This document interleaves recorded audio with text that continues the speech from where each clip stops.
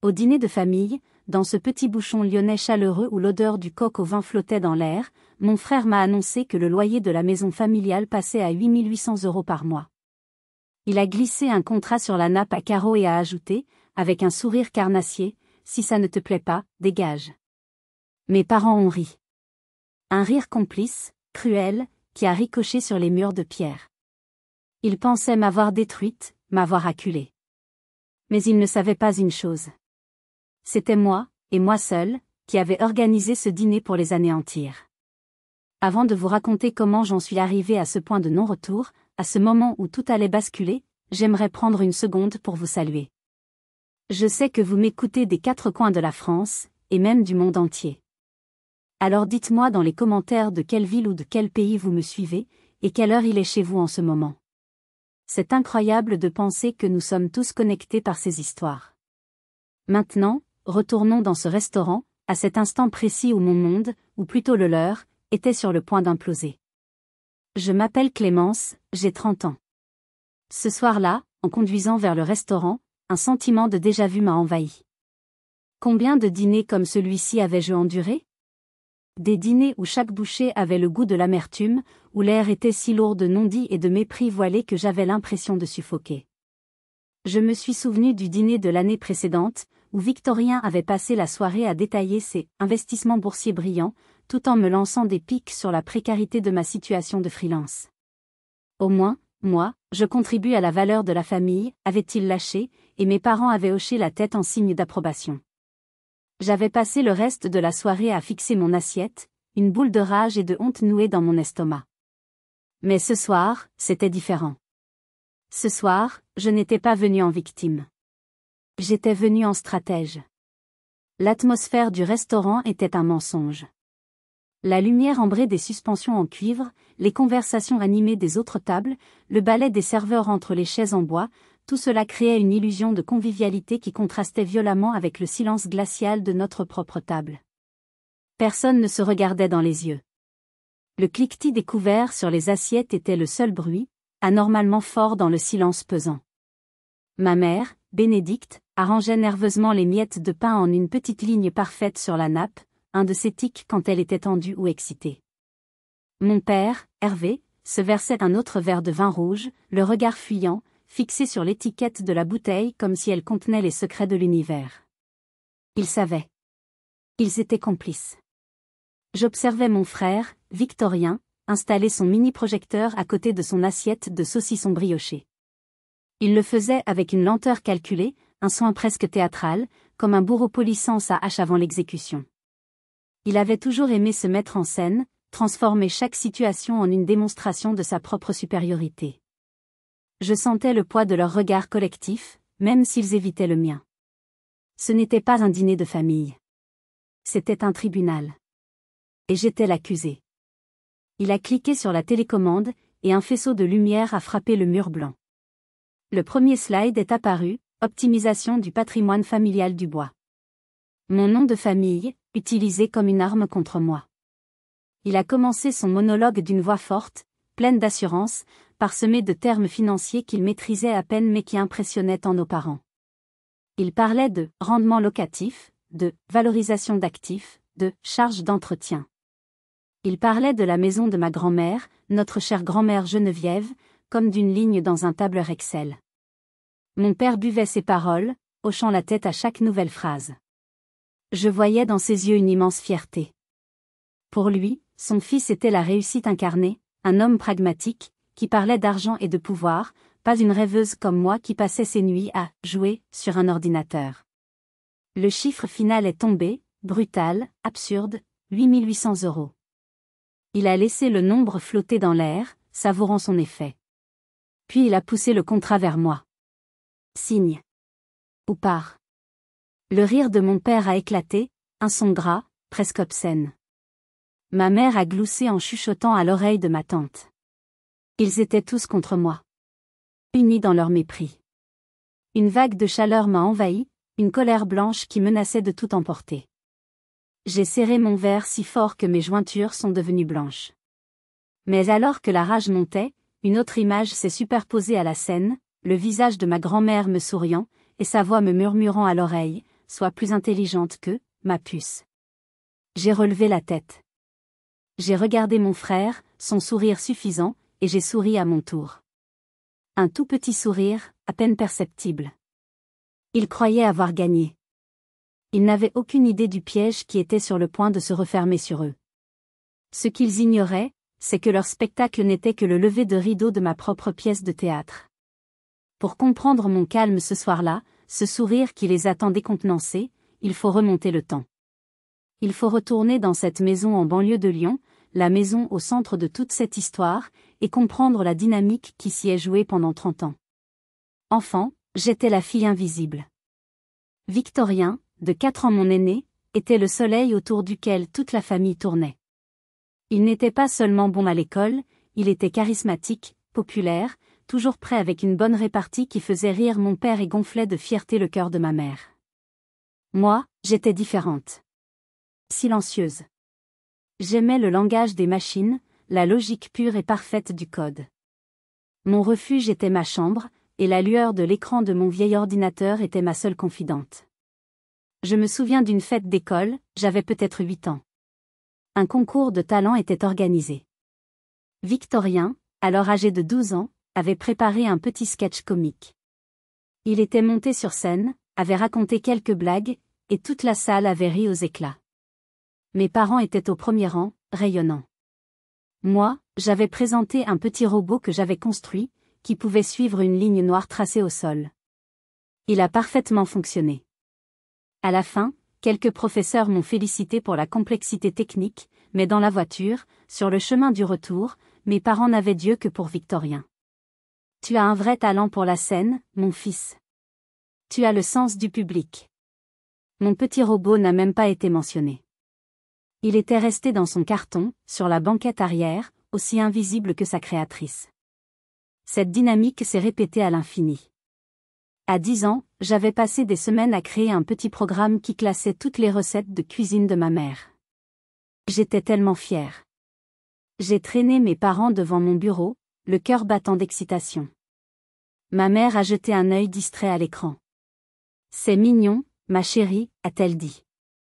Son attention a été immédiatement détournée par le téléphone qui sonnait. C'était le professeur principal de Victorien, qui appelait pour le féliciter de son élection au poste de délégué de classe. Quand elle a raccroché, son visage était illuminé. « Tu as entendu, Hervé ? Délégué. Ça, c'est une compétence sociale qui lui servira toute sa vie. » Mon père a ajouté, sans même un regard pour mon travail, « Concentre-toi sur les vraies matières, Clémence. L'informatique, c'est pour les garçons et les originaux. » Leur monde avait des règles claires, et je ne cadrais pas. Chaque réussite de Victorien était célébrée par un dîner spécial. Chaque bulletin parfait était encadré. Moi, je ramenais des notes correctes, parfois excellentes en maths et en sciences, mais médiocres dans les matières littéraires qui ennuyaient mon esprit logique. Je n'étais pas une cause de célébration. J'étais un problème à corriger. « Pourquoi ne peux-tu pas être plus comme ton frère ?» était la phrase que j'ai le plus entendue. J'ai donc appris à me taire. J'ai appris que ma passion était sans valeur à leurs yeux. Elle était une étrangeté, une bizarrerie à tolérer, mais certainement pas à encourager. Je suis devenue une ombre dans ma propre maison, une présence silencieuse qui glissait des couloirs à sa chambre, ne faisant de vagues que par comparaison, et toujours à mon désavantage. Il ne voyait pas la complexité que je construisais ligne après ligne sur mon écran. Il ne voyait pas la discipline, la créativité, l'intelligence qu'il fallait pour donner vie à une idée à partir de rien. Il ne voyait qu'une fille qui n'était pas son frère. Et cette invisibilité, cette négation constante de qui j'étais, a creusé un fossé en moi. Un fossé que j'allais un jour transformer en forteresse. Chaque porte qu'il me fermait au nez me forçait à apprendre à crocheter des serrures. Et j'allais bientôt devenir une experte. L'adolescence n'a fait qu'accentuer ce fossé. À 16 ans, j'ai vécu une trahison qui a servi de fondation à ma future vengeance. Mon père, Hervé, possédait une petite quincaillerie. Sa gestion des stocks était un cauchemar. Des cahiers remplis de ratures, des heures perdues chaque semaine à compter des vis et des boulons. Pendant tout un été, j'ai travaillé en secret. J'ai développé un petit logiciel de gestion de stock sur mesure. Simple, intuitif. Il suffisait de scanner les codes barres avec une douchette et tout se mettait à jour automatiquement. C'était la première fois que je créais quelque chose avec un impact direct sur le monde réel de mon père. Avant de lui montrer, j'étais morte de trac. J'avais passé 1 heure à répéter ma présentation dans ma chambre. J'imaginais son visage s'illuminer, j'imaginais qu'il me dirait enfin qu'il était fier de moi, fier de la compétence que j'avais mis tant d'années à développer en secret. Quand je lui ai montré, sa réaction initiale a dépassé mes espérances. Il était bluffé. Mais, c'est incroyable, Clémence. Ça va me faire gagner un temps fou. Pendant 1 semaine, j'ai flotté sur un nuage. J'avais enfin réussi. J'avais utilisé ma passion pour faire quelque chose d'utile, de concret, quelque chose que même lui pouvait comprendre et apprécier. L'illusion a été de courte durée. Le dimanche suivant, au traditionnel déjeuner de famille, mon père a commencé à vanter les mérites de son nouveau système révolutionnaire. Ma mère était aux anges. C'est alors que Victorien, qui était en première année d'école de commerce, a pris la parole. Oui, j'ai un peu coaché Clémence, a-t-il dit avec une fausse modestie. Je lui ai expliqué les principes de la logistique et de l'optimisation des flux. L'idée de base, le concept stratégique, vient de moi. Elle n'a fait que la partie technique. J'étais sidérée. Ma fourchette est restée suspendue à mi-chemin de ma bouche. Je n'arrivais pas à croire ce que j'entendais. Je lui avais à peine montré le logiciel. Il n'y comprenait rien. J'ai essayé de protester. Ce n'est pas vrai. C'est moi qui ai tout fait, de A à Z. Je n'ai même pas parlé du projet avec toi. Mon père a levé la main pour m'interrompre. Allons, Clémence, ne sois pas comme ça. Ton frère essaie de t'aider, il a une vision d'ensemble que tu n'as pas. Il faut savoir reconnaître quand on a un bon mentor. J'ai tourné mon regard vers Victorien. Je l'ai défié. Très bien. Explique-nous l'architecture de la base de données que tu as conçue. Dis-nous quel langage j'ai utilisé. Un éclair de panique a traversé ses yeux. 1 seconde. À peine. Puis il a retrouvé sa contenance et a éclaté de rire, un rire condescendant.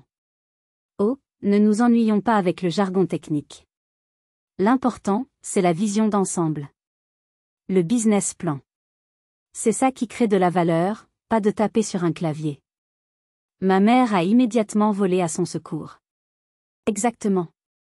Ton frère a le sens des affaires, Clémence. C'est inné chez lui. Tu devrais prendre exemple sur lui au lieu de le contredire. Personne ne m'a défendu. Ils ont tous accepté sa version des faits sans ciller. Parce que c'était plus simple. C'était plus logique dans leur monde que le génie vienne de Victorien, et que je ne sois que l'exécutante. Ce soir-là, je ne suis pas restée à table pour le dessert. Je suis montée dans ma chambre et j'ai méthodiquement effacé le logiciel de l'ordinateur de mon père. C'était un acte puéril, mais c'était la seule forme de contrôle qu'il me restait. Le lendemain, quand il m'a demandé pourquoi le programme ne marchait plus, j'ai répondu, demande au stratège. La technicienne est en grève. Ce jour-là, dans le silence de ma défaite, j'ai senti quelque chose se briser en moi. Ce n'était plus de la tristesse. C'était une rage froide, calculée. J'ai regardé mon frère, qui me souriait en coin, savourant sa victoire. J'ai vu la peur dans son regard 1 seconde plus tôt. Il savait que j'étais plus brillante que lui dans mon domaine. Et c'est pour ça qu'il devait m'écraser. Ce jour-là, j'ai compris que je ne pourrais jamais gagner à leur jeu. Il était temps d'inventer le mien. Au milieu de ce désert affectif, il y avait une oasis, la petite maison de ma grand-mère maternelle, Geneviève. Chaque week-end, je prenais le bus pour la rejoindre, et chaque fois, c'était comme si je pouvais enfin respirer. Sa maison sentait le vieux papier, la cire d'abeille et le gâteau aux pommes qui cuisaient doucement dans le four. C'était l'odeur de la sécurité, de l'acceptation. Mamie Geneviève était l'opposé de mes parents. Elle ne se souciait pas des notes ou des apparences. Elle se souciait de la lueur dans mes yeux. Son salon était un joyeux chaos de livres sur l'entrepreneuriat, de vieux magazines scientifiques et d'un ordinateur portable antédiluvien qu'elle gardait comme une relique. Elle avait été l'une des premières de sa génération à croire en l'informatique. Elle avait été secrétaire dans une grande entreprise et avait vu arriver les premiers ordinateurs. Au lieu d'en avoir peur, elle avait été fascinée. Elle avait suivi des formations du soir, appris les bases de la programmation, juste pour le plaisir de comprendre. Elle me racontait des histoires de son propre passé, d'un patron qui lui avait dit que les femmes ne sont pas faites pour la logique, et comment elle avait secrètement automatisé une partie de son travail pour lui prouver le contraire. Il ne l'a jamais su, disait-elle avec un clin d'œil malicieux. Mais il se demandait toujours pourquoi j'étais 2 fois plus efficace que les autres. Elle était la seule à qui je pouvais montrer mes lignes de code. Elle ne comprenait pas tout, mais elle écoutait. Elle posait des questions intelligentes. Pourquoi cette boucle-ci et pas une autre? À quoi sert cette variable? Elle voyait la beauté et la complexité là où mes parents ne voyaient qu'une bizarrerie. C'est elle qui m'a offert mon premier livre sur le langage C++, qui m'a abonné à des magazines spécialisés. Elle m'a aussi appris les bases de l'indépendance financière. Elle me montrait ses vieux relevés de compte où figuraient quelques actions Apple et Microsoft achetées, pour une bouchée de pain, dans les années 80, après avoir lu des articles sur ces jeunes entreprises prometteuses.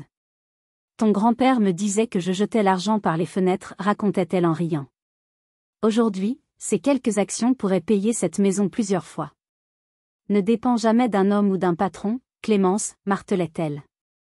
Construis ton propre empire, même s'il commence avec un seul ordinateur dans ta chambre. Ces week-ends étaient ma bouée de sauvetage. Ils ont nourri la flamme en moi que ma famille essayait si fort d'éteindre.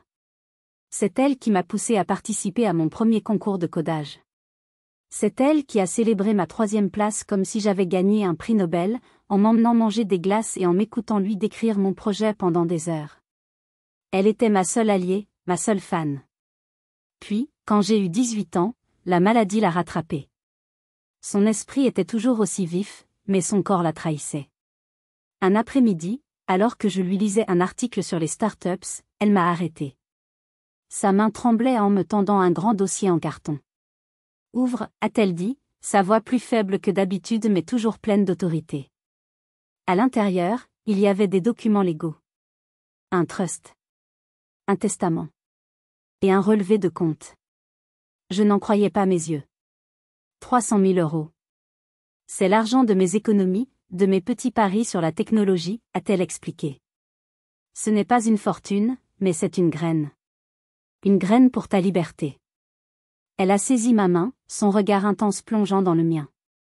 Je te le laisse à toi seule, Clémence. Tes parents, et surtout ton frère, ne doivent jamais le savoir. Promets-le-moi. J'ai hoché la tête, incapable de parler, les larmes brouillant ma vue. Ce n'est pas un cadeau, a-t-elle insisté. C'est un outil. N'utilise pas cet argent pour réparer ta famille. Certaines choses sont cassées pour de bon. Ne l'utilise pas pour leur prouver quoi que ce soit. Utilise-le pour construire un monde où tu n'as besoin de l'approbation de personne. Un monde où personne ne pourra jamais te dire ce que tu vaux. Quelques mois plus tard, mamie Geneviève est partie. Le silence qu'elle a laissé était assourdissant. Assise seule dans son salon vide, je serrais le dossier contre moi. Le poids de sa confiance, de son amour, était immense. Pendant des semaines, j'ai été paralysée par la culpabilité. Un plan sombre commençait à germer dans mon esprit, un plan qui sentait la vengeance. Était-ce juste d'utiliser l'argent de toute une vie, le fruit de sa prévoyance et de son travail, pour ça? N'était-ce pas trahir sa mémoire? Je passais mes nuits à me retourner dans mon lit, en proie au doute. Puis, un soir, j'ai relu une lettre qu'elle m'avait laissée. À la fin, elle avait écrit « Ne te venge pas, sois juste ». Et parfois, la justice demande de la ruse et de la force. Construis ton empire, ma puce. J'ai compris. Il ne s'agissait pas de vengeance. Il s'agissait de justice. De reprendre ce qui m'était dû, le respect. Il s'agissait de construire quelque chose de si grand, de si solide, que leur opinion n'aurait plus jamais d'importance. Je n'allais pas détruire leur monde. J'allais construire le mien, sur les ruines de leurs mensonges. L'argent était dans un compte en banque. Mais la véritable richesse était le plan qu'ils commençaient à dessiner dans mon esprit. Après la mort de ma grand-mère, tout a changé. La maison, qui était légalement dans un trust familial, est passée sous le contrôle de facto de Victorien. Mes parents, par paresse et par confiance aveugle, lui ont donné les pleins pouvoirs de gestion. J'avais 25 ans, je débutais ma carrière de développeuse freelance, et je vivais toujours là. Mon frère n'a pas perdu de temps. Un soir, il m'a convoqué dans le salon, qui était devenu son bureau non officiel. Il avait déjà commencé à redécorer, remplaçant les vieux meubles chaleureux de mamie Geneviève par des choses modernes, froides et sans âme. La maison est un actif, Clémence. Elle doit être rentable. Il a prononcé ces mots avec le détachement d'un agent immobilier. À partir du mois prochain, ton loyer sera de 2500 €. J'ai cru à une mauvaise blague. 2500 €. Pour vivre dans la maison où j'avais grandi. C'est une blague? C'est notre maison de famille. C'était la maison de mamie, a-t-il corrigé froidement. Maintenant, c'est un investissement que je gère. C'est ce prix, ou tu te trouves autre chose. Le marché à Lyon est très tendu, bonne chance. Son visage était de marbre. Il m'a tendu un contrat de location, comme si j'étais une parfaite étrangère. J'ai signé, la main tremblante. Je n'avais pas les moyens de déménager. Pas encore. Sa tyrannie était méticuleuse. Chaque premier du mois, je recevais un email automatique, froid et impersonnel. Objet, loyer dû. Il a commencé à m'imposer des règles absurdes. Pas le droit d'utiliser la machine à laver après 22 heures. Il se plaignait de ma consommation d'électricité. Il critiquait le désordre de ma chambre, qui était mon seul espace personnel. Il était allé jusqu'à fouiller dans mon courrier, par erreur, me tendant une lettre de la banque en disant « Tiens, ça traînait. Tu devrais faire attention à tes finances. » C'était une guerre psychologique, une façon de me rappeler constamment que j'étais chez lui, que j'étais sous son contrôle. Un jour, un client a eu du retard dans son paiement et j'ai eu 2 jours de retard pour le loyer. Victorien n'a pas appelé. Il n'a pas envoyé de message. Il a simplement changé le mot de passe du Wi-Fi. Je suis rentré du travail pour trouver ma connexion Internet coupée, m'empêchant de travailler sur un projet urgent avec une deadline le lendemain matin. Quand je suis allé le confronter, il a haussé les épaules. Le règlement, c'est le règlement. Tu paies en retard, les services sont suspendus. C'est comme ça que ça marche dans le monde réel, Clémence. Tu devrais l'apprendre. J'ai commencé à soupçonner que sa cruauté n'était pas seulement due à sa nature, mais aussi à une certaine desperation. Un jour, en allant chercher un courrier, j'ai vu une lettre de rappel d'une société de crédit sur son bureau, pour une somme considérable. Il vivait bien au-dessus de ses moyens, essayant de maintenir l'illusion du « Golden Boy » qui réussit tout. Mon loyer n'était pas juste un revenu passif pour lui, c'était une nécessité pour financer son train de vie. Cette prise de conscience n'a fait qu'attiser ma rage. Mais le pire était à venir. La goutte d'eau qui a fait déborder le vase, le point de non-retour absolu. Pour se venger de mes plaintes concernant le Wi-Fi, il a décidé de faire du tri dans le grenier.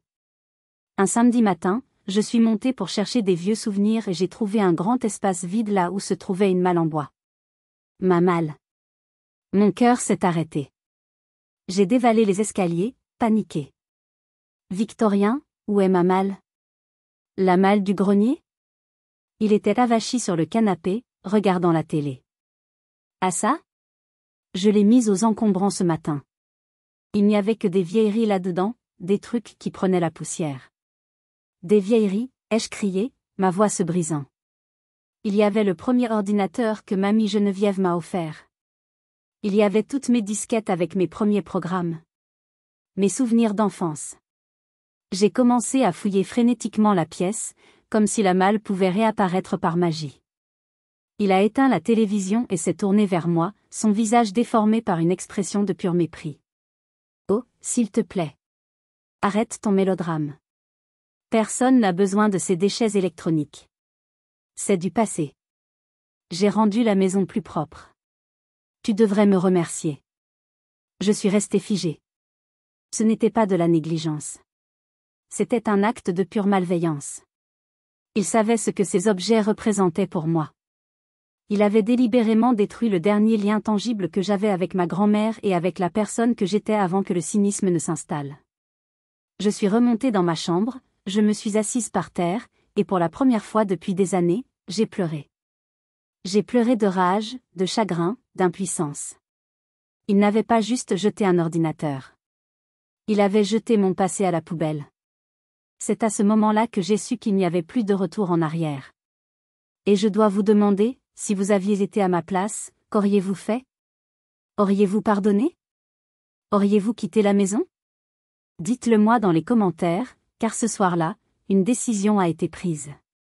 Toute trace de doute, de culpabilité, s'est évaporée. Il ne restait qu'une seule certitude. Il a jeté mon passé à la poubelle.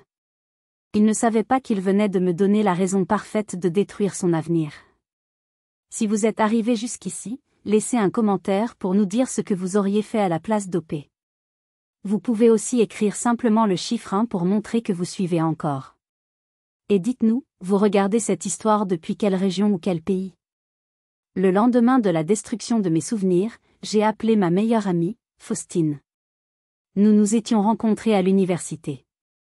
Elle, brillante étudiante en droit, moi, la geek plongée dans ses lignes de code. Elle était la seule personne au monde, en dehors de ma grand-mère, à qui je faisais une confiance aveugle. Nous nous sommes retrouvés dans un petit café près de la place des terreaux. La pluie fine de Lyon crépitait contre les vitres, se mêlant à la tempête qui faisait rage en moi. Je lui ai tout raconté. L'humiliation constante, le vol de mes idées, le loyer exorbitant, et enfin, l'ordinateur de ma grand-mère jeté aux ordures. Puis, pour la première fois, j'ai parlé de l'héritage. Je lui ai montré le relevé de compte sur mon téléphone. Elle a écouté sans m'interrompre, son visage passant de la compassion à une indignation froide. Quand j'ai eu fini, elle a posé sa tasse de café. Ce n'est pas de la vengeance que tu prépares, Clémence, a-t-elle dit, sa voix de future avocate déjà précise et tranchante. C'est une reprise de pouvoir. C'est de la justice.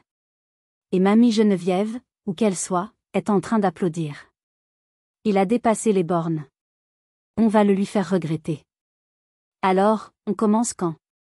Ce soir-là, son petit appartement est devenu notre quartier général. Sur une grande table basse, entre des piles de code civil et des tasses de thé, la société Avenir Tech est née. Faustine s'est occupée de toute la paperasse pour créer une SARL, Société à responsabilité limitée, avec moi comme unique actionnaire. C'était la coquille parfaite. Une entité légale, opaque, qui me permettrait d'agir dans l'ombre. Les 2 années qui ont suivi ont été les plus difficiles de ma vie. Je menais une double vie. Le jour, j'étais Clémence, la locataire soumise qui payait son loyer sans discuter. La nuit, j'étais la PDG d'Avenir Tech. Je dormais 4 heures par nuit. Je vivais de pâtes et de café. Je me souviens de nuits entières passées à déboguer du code, les yeux brûlants de fatigue, avec pour seule motivation l'image du sourire suffisant de mon frère. Chaque euro que je gagnais en freelance et qui ne partait pas dans son loyer était réinvesti dans ma société. J'ai développé un outil de gestion de projet innovant, et grâce au réseau de Faustine, nous avons décroché notre premier contrat. Un petit contrat, mais c'était une victoire immense. Le premier chèque au nom d'Avenir Tech. Je l'ai gardé en photo sur mon téléphone. C'était la première pierre de mon empire. Pendant ce temps, Faustine, l'enquêtrice, fouillait. Elle a découvert que la maison était toujours détenue par le trust familial, une vieille structure juridique un peu endormie. Mes parents en étaient les bénéficiaires, mais Victorien avait la signature pour toutes les opérations courantes. Le plan était audacieux, presque insensé. Nous n'allions pas juste le forcer à arrêter. Nous allions lui racheter la maison sous son nez. Faustine a monté un dossier de financement impeccable au nom d'Avenir Tech, présentant ma société comme une jeune pousse prometteuse cherchant à investir ses premiers bénéfices dans l'immobilier. Chaque étape était méticuleusement planifiée pour éviter d'éveiller les soupçons. Elle a utilisé un confrère avocat d'un autre cabinet pour contacter le notaire de la famille, un vieil ami de mon père. L'offre était juste, basée sur le prix du marché. Ni trop haute pour paraître suspecte, ni trop basse pour être refusée. Le moment le plus tendu a été celui de la signature. J'étais dans ma chambre, à l'étage, retenant mon souffle. J'ai entendu Victorien appeler mes parents dans le salon. Sa voix était enjôleuse, mielleuse. Papa, maman, juste un petit papier à signer. C'est pour optimiser la fiscalité du trust, une simple formalité pour nous faire économiser des impôts. Le notaire dit qu'il faut le faire avant la fin du mois. Ne vous inquiétez pas avec les détails, je me suis occupé de tout. J'ai entendu mon père répondre, ah, ces histoires de paperasse. Je n'y comprends rien. Mais si tu dis que c'est bien pour nous, fiston. On te fait confiance, tu sais bien. Le son de leur stylo sur le papier a été le plus beau son que j'ai jamais entendu. Ils venaient de vendre leur propre maison à leur fille invisible, sans même le savoir. Ce soir-là, j'ai reçu un email de Faustine. Juste un mot, félicitations, madame la propriétaire. J'ai regardé le message, et je n'ai ressenti ni joie exubérante, ni triomphe. Juste un calme profond. La première phase du plan était terminée. La plus difficile restait à venir. Le piège était en place. J'étais devenue la propriétaire de ma propre prison. Il ne me restait plus qu'à attendre le bon moment pour révéler qui était le vrai geôlier. Les 22 mois qui ont suivi la signature ont été un exercice d'autodiscipline surhumain. Chaque premier du mois, je faisais le virement de 2500 € à mon frère. Je payais le loyer de ma propre maison. Chaque notification de paiement était une pilule amère, mais aussi un rappel de mon objectif. Chaque euro qu'il me prenait était un pas de plus vers sa chute. Je n'étais plus en train de payer un loyer. Je finançais la corde qui allait le pendre. Vivre sous le même toit que lui était une torture psychologique. Je devais supporter sa suffisance, ses remarques condescendantes sur mes petits boulots de freelance qui peinaient à couvrir mes frais. Il se pavanait en expliquant à qui voulait l'entendre comment il avait repris en main les finances familiales et valorisé le patrimoine. Un soir, il a ramené des amis à la maison et je l'ai entendu leur dire en parlant de moi, « Oui, ma petite sœur vit ici. Je l'aide un peu, vous savez. Le marché est difficile pour les jeunes qui n'ont pas fait les bonnes études. » J'ai serré les poings dans ma chambre, ma mâchoire contractée à en faire mal. Le plus dur, c'était les réunions de famille. Je devais jouer la comédie, prétendre que tout était normal. Je devais m'asseoir à la même table que lui, sourire poliment, et écouter mes parents le couvrir de louanges. Je me souviens d'un réveillon de Noël en particulier. L'atmosphère était faussement joyeuse. Mes parents lui ont offert une montre de luxe, un cadeau pour le jeune entrepreneur à succès. À moi, ils m'ont offert un chèque cadeau pour une librairie. Pour que tu sortes un peu de ton ordinateur, a dit ma mère avec un clin d'œil qui se voulait affectueux mais qui était plein de pitié. Un bon roman, ça t'ouvrira l'esprit. Ce soir-là, en déballant mon cadeau, j'ai croisé le regard de Victorien par-dessus la table. Il y avait ce même sourire en coin, ce même air de triomphe. Il me voyait comme une cause perdue, la petite sœur un peu simplette qu'il fallait entretenir. Mais quelque chose avait changé en moi. Je ne ressentais plus la piqûre de l'humiliation. La douleur avait laissé place à une sorte de détachement froid, presque clinique. Je les regardais comme un scientifique observe des spécimens dans une boîte de pétri. Je voyais leur dynamique, leur aveuglement, leur suffisance, non plus comme une attaque personnelle, mais comme une série de failles que j'allais exploiter. Je voyais la montre à son poignet et je savais qu'elle avait été payée avec mon argent. Et cela me donnait une force insoupçonnée. Je n'étais plus la victime. J'étais le prédateur qui attendait patiemment son heure. Je rassemblais des preuves, des relevés de comptes montrant les loyers perçus, des copies des emails arrogants. Faustine et moi préparions notre dossier, le rendant absolument blindé. Il ne faut laisser aucune place au doute, Clémence. Quand le couperet tombera, il devra être rapide et final. Les mois passaient. La pression montait. Parfois, la nuit, seule dans ma chambre, l'envie de tout faire éclater me submergeait. Mais je tenais bon.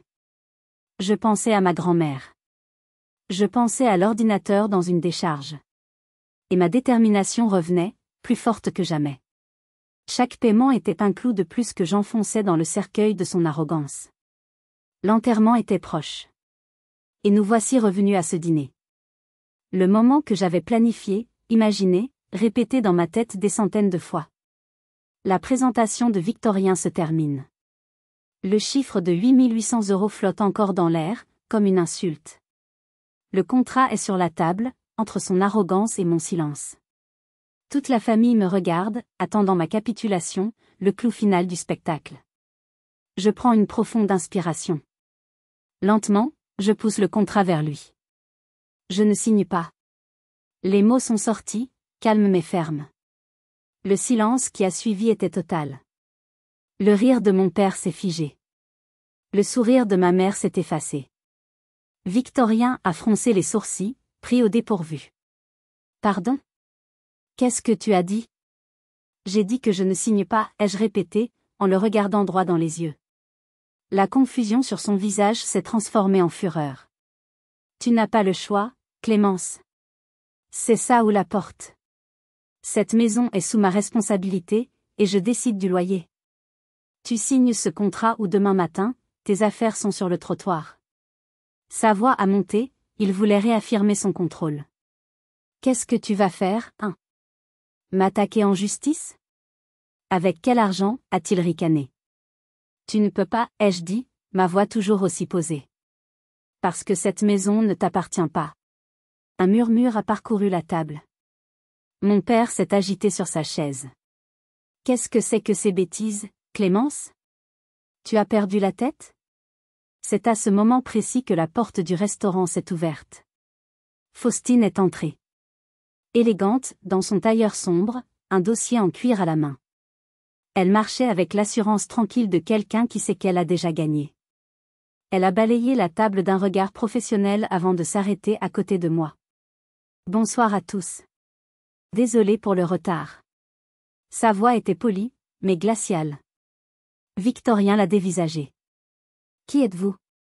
Je suis Faustine Lambert, l'avocate de la propriétaire de la maison que vous occupez, a répondu Faustine sans ciller. Elle a ouvert son dossier et en a sorti un document qu'elle a posé sur la table, juste à côté du contrat de Victorien. Voici une copie de l'acte de propriété. La maison située au 12, allée des Platanes, a été vendue il y a 22 mois à la société Avenir Tech SARL. Le visage de Victorien est devenu livide. Avenir Tech? C'est quoi cette arnaque? Je n'ai jamais entendu parler de ça. Faustine a sorti un deuxième document. Et voici un extrait KBIS. Comme vous pouvez le constater, l'unique actionnaire et gérante de la société Avenir Tech est mademoiselle Clémence Dubois. Le silence. Un silence de mort. On aurait pu entendre une mouche voler. Tous les regards se sont tournés vers moi. J'ai vu l'incrédulité, la confusion, puis la panique s'emparer d'eux. Mon père a bafouillé, incapable de former une phrase cohérente. Ma mère a porté la main à sa bouche, ses yeux passant de moi à Victorien, comme si elle cherchait à comprendre. Victorien a tenté de bluffer. C'est impossible. C'est un faux. Mes parents sont les bénéficiaires du trust, ils n'ont rien signé de tel. Faustine a sorti une troisième liasse de papier. Vraiment? Voici la copie de l'acte de cession que monsieur et madame Dubois ont signé de leur plein gré. Vous leur aviez dit, je crois, qu'il s'agissait d'une optimisation fiscale? Le dernier rempart de Victorien venait de s'effondrer. Faustine a enfoncé le clou. Mademoiselle Clémence a eu la gentillesse de vous laisser occuper les lieux et de vous verser, à tort, une somme mensuelle. Cependant, votre tentative d'extorsion de ce soir met fin à sa patience.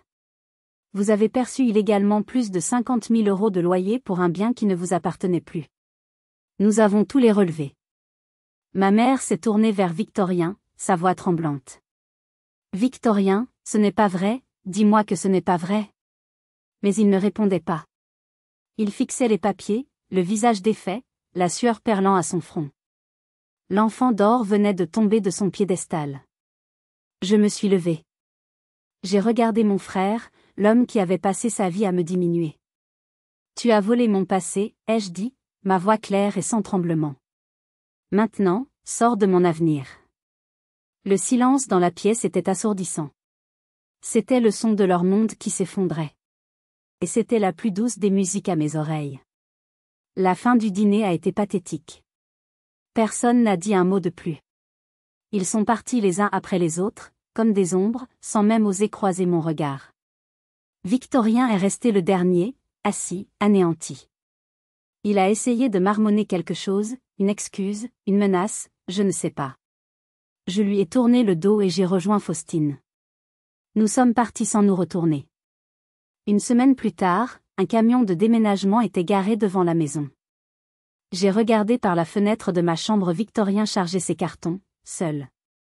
Son arrogance s'était évaporée, laissant place à une silhouette voûtée, humiliée. Il n'a jamais tenté de me parler. Le pont entre nous n'était pas seulement brûlé, ses cendres avaient été dispersées au vent. J'ai appris plus tard, par une connaissance commune, qu'il avait dû prendre un petit appartement en ville et que sa situation financière était catastrophique. Dès qu'il est parti, j'ai commencé à faire revivre la maison. C'était plus qu'un bâtiment, c'était l'héritage de ma grand-mère, et je voulais qu'elle lui ressemble. J'ai fait abattre des cloisons, j'ai fait installer d'immenses fenêtres pour laisser entrer la lumière. J'ai transformé le salon sombre, hanté par le souvenir de dîners pesants, en un espace ouvert et chaleureux. L'ancienne chambre de Victorien, la plus grande et la plus ensoleillée, est devenue mon bureau. J'y ai installé mon ancien bureau d'enfant, celui sur lequel j'avais écrit mes premières lignes de code, comme un rappel de ne jamais oublier d'où je venais. J'ai installé un petit écriteau discret près de la porte d'entrée, Villa Geneviève. Mes parents ont essayé de me contacter. Des appels furieux, des messages textes m'accusant de trahison, d'avoir détruit la famille. Comment as-tu pu faire ça à ton propre frère, a hurlé ma mère au téléphone. J'ai écouté sans répondre, puis j'ai dit calmement, la famille dont tu parles m'a détruite bien avant. Et j'ai raccroché. J'ai bloqué leurs numéros, ainsi que ceux de ma tante, mon oncle et mon cousin. Le silence qui a suivi a été la chose la plus libératrice que j'ai jamais connue. Avenir Tech a continué de grandir. J'ai embauché une petite équipe de jeunes développeurs, des passionnés brillants qui, comme moi, avaient peut-être été un peu mis de côté. Nous avons déménagé dans de vrais bureaux en centre-ville. La maison, elle, est devenue mon sanctuaire. En regardant en arrière, je réalise que je ne me suis pas battue pour une maison ou pour de l'argent. Je me suis battue pour le droit d'exister pour ce que je suis. On dit souvent que la famille, c'est sacré. Mais aucune relation, même familiale, ne justifie le mépris et la négation de soi. On dit que le pardon est une force. Mais j'ai appris que parfois, la plus grande force est de savoir quand arrêter de pardonner à ceux qui ne regrettent jamais. La vraie force, c'est de tracer une ligne dans le sable et de protéger sa propre paix. Cette histoire, ce n'est pas seulement la mienne. C'est celle de tous ceux qui se sont sentis invisibles, de tous ceux à qui on a dit qu'ils n'étaient pas assez. Votre valeur ne dépend pas de l'approbation de ceux qui sont incapables de vous la donner. Si cette histoire a résonné en vous, n'hésitez pas à laisser un like pour la soutenir, et surtout, partagez votre propre expérience dans les commentaires. Avez-vous déjà dû tracer une ligne infranchissable pour vous protéger? Vos histoires comptent, elles créent une communauté et nous rappellent que nous ne sommes pas seuls. Moi, j'ai tracé ma ligne. J'ai construit mon propre chemin. Et je n'ai pas regardé en arrière. Et je ne me suis jamais senti aussi libre.